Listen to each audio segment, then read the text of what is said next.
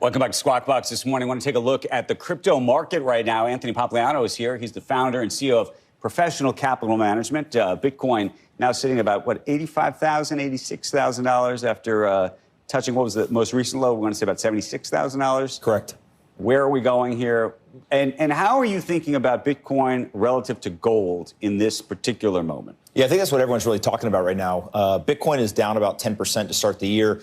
Gold's up 20%. But if you look out over 1 year, they're both up about 35%. So it's pretty interesting that there's been this divergence. But if you go back and you take a look, you can actually see that gold usually leads these rallies. Okay. And nobody really knows why that happens. My kind of guess would be that a lot of the central banks and institutional investors, they're either not approved to buy Bitcoin or they're not used to running to Bitcoin in these moments of kind of geopolitical uncertainty. What we do see, though, is when gold runs about 100 days later or so, Bitcoin not only catches up, it usually runs much harder. And so you get that kind of higher volatility. How much are you seeing people either buying or selling Bitcoin direct, meaning actual Bitcoin, versus playing the ETF market and the ETF market effectively buying the Bitcoin or selling the Bitcoin on their behalf? Yeah, I think you get both now, right? It used to be obviously all retail and all direct in spot market, but I do see a lot of people using these ETFs. And I think what a lot of people kind of missed over maybe the last couple of months is there was a sovereign wealth fund that came out and said, hey, we actually got Bitcoin exposure through the ETF. And the reason why I thought that was interesting is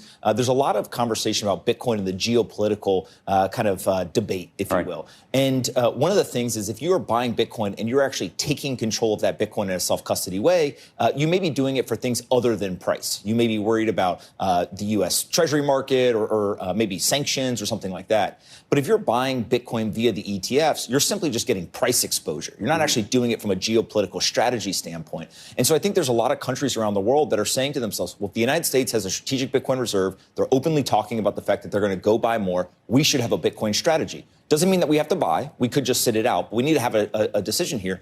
And buying the ETF allows me to get price exposure, but not actually take on the geopolitical risk of having to talk to you. Do you think they're going to actually be buying? I mean, that is a big question right now. I mean, yes, we have indicated that we're going to create this reserve, at least initially with, confiscated Bitcoin and the like.